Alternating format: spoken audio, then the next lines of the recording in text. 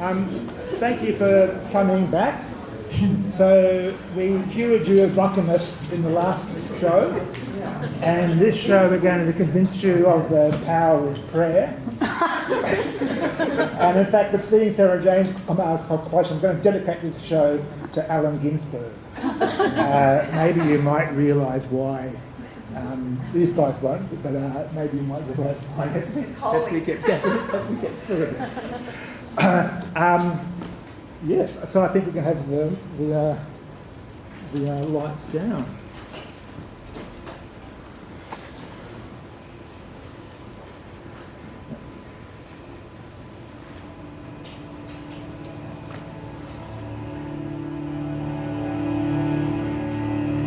Was about the time of Christmas, and many years ago, when the sky was black with wrath and wrack, and the earth was white with snow, when loudly rang the tumult of winds and wave and strife.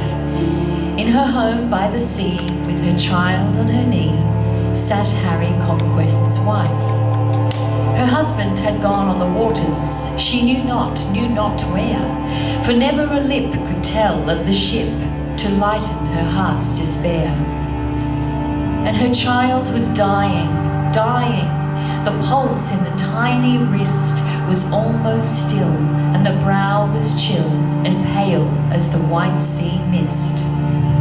Jane Conquest's heart was hopeless.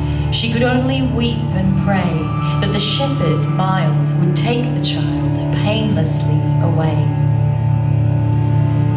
The night grew deeper and deeper, and the storm had a stronger will, and buried in deep and dreamless sleep lay the hamlet under the hill. And the fire was dead on the hearthstone within Jane Conquest's room, and still sat she with her child on her knee at prayer amid the gloom. When borne above the tempest a sound fell on her ear, thrilling through her for well she knew 'twas a cry of mortal fear. And a light leapt in at the lattice, sudden and swift and red, crimsoning all the cottage wall and the floor and the roof overhead. It shone with a radiant glory on the face of the dying child, like a fair first ray of the shadowless day of the land of the undefiled. And it lit up the mother's features with a glow so strange and new that the white despair that had gathered there seemed changed to hope's own hue. For one brief moment, heedless of the child upon her knee, with the frenzied start of a frightened heart, up to her feet rose she, and through the quaint old casement she looked upon the sea. Thank God that the sight she saw that night, so rare a sight should be, hemmed in by hungry billows whose madness foamed at lip. Half a mile from the shore, or hardly more, she saw a gallant ship, aflame from deck to topmast, aflame from stem to stern, but there seemed no speck on all the wreck where the fierce fire did not burn. And the night was like a sunset, and the sea like a sea of blood, and the rocks and the shore were bathed all o'er as by some gory flood. She looked and looked till the terror crept cold through every limb. Her breath came quick, and her heart turned sick, and her sight grew dizzy and dim. And her lips had lost their utterance, though she strove she could not speak, for her feeling found no channel of sound in prayer or sob or shriek. Silent she stood all rigid, with her child to her bosom pressed, like a woman of stone with stiff arms thrown around a stone babe at breast. Till once more the cry of anguish thrilled through the tempest's strife, and stirred again in her heart and brain the active thinking life. And the light of inspiration leapt to her brightened eye, and on lip and brow was written now a purpose pure and high.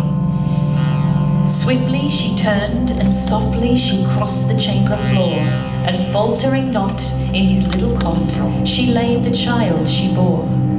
And then with a holy impulse, she sank to her knees and made a lowly prayer in the silence there, and this was the prayer she prayed. Lo, my child is dying, and vain is all my care, and my burden's weight is very great, yea, greater than I can bear. And oh, thou knowest what peril doth threat these poor men's lives. I, a lone woman, most weak and human, plead for their waiting wives. Thou wilt not let them perish. Up in thy strength, and save from the scorching breath of this terrible death on the cruel winter wave. Take thou my boy and watch him, no care is like to thine, and let thy power in this perilous hour supply what lack is mine. I pray, good woman, send up prayer with fervour from your breast, for whilst your child, your suffering child, yields to unquiet rest, your husband too, amidst his toil, prays on that scorching deck, that heaven will save his comrades brave from sea and burning wreck. And so her prayer she ended, and rising to her feet, turned one fond look to the silent nook where the child's faint pulses beat, and then with softest footsteps retrod the chamber floor, and noiselessly groped for the latch, and oped and crossed the cottage door. The snow lay deep and drifted as far as sight could reach, save where alone the dank weed-strewn mapped out the sloping beach. But whether 'twas land or ocean or rock or sand or snow, or sky or head, on all was shed the same fierce, fatal glow. Still, through the tempest bravely Jane Conquest fought her way, by snowy deep and slippery steep, to where the old church lay. And she gained it, pale and breathless, and weary and sore and faint, but with soul possessed with the strength and zest and ardour of a saint. Silent and weird and lonely, amid its countless graves, stood the old grey church on its tall rock perch, secure from the flood's great waves. And beneath its sacred shadow lay the hamlet, safe and still, for however the sea and the wind might be, 'twas quiet under the hill. Jane Conquest reached the churchyard and stood by the old church door. But the oak was tough and had bolts enough, and her strength was frail and poor. So she crept through a narrow window and climbed the belfry stair, and grasped the rope, sole cord of hope for the mariners in despair. And the wild wind helped her bravely, and she wrought with an earnest will, and the clamorous bell spake out right well to the hamlet under the hill. And it roused the slumbering fishes, nor its warning task gave o'er, till 100 fleet and eager feet were hurrying to the shore. And then it ceased its ringing, for Jane's work was done, and many a boat that was now afloat showed others' work was begun. And the lifeboat, midst the breakers, with a brave and gallant view, o'ercame each check and reached the wreck, and saved the hapless crew. But the ringer in the belfry lay motionless and cold, with the cord of hope, the church bell rope, still in her frozen hold. Saved from the wreck with feeble step, his strength well nigh outspent, with weary pace and pallid face, with clothes all scorched and rent, poor Harry Conquest seeks his home and gains his cottage door. But nor light nor faces bright to welcome him once more. The fire is dead upon the hearth, gloom reigns on every side, and all is chill and drear and still, save for the roaring tide. Within the silent, darkened room, trembling, he gazes round, and then with sense of dread suspense, sinks, fainting on the ground. sexton, curious, has climbed the belfry stair. And oh, the fright when cold and white he finds Jane lying there. With kindly aid, the old man leads the wanderer home again. The home she left with heart bereft of hope and wrung with pain. With feeble hand the latch is raised, and by the lantern's light, to their amaze attracts the gaze an unexpected sight.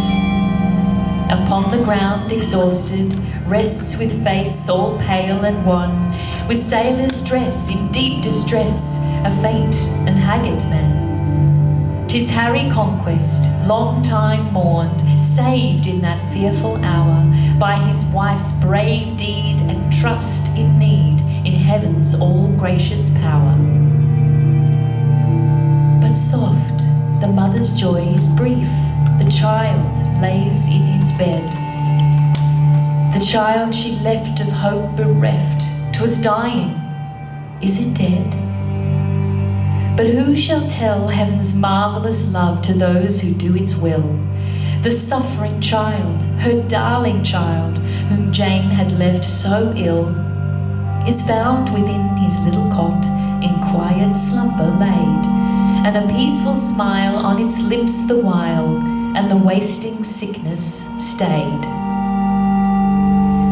And this is the Christmas story that still the children tell, of the fearful sight that winter night and the ringing of the bell.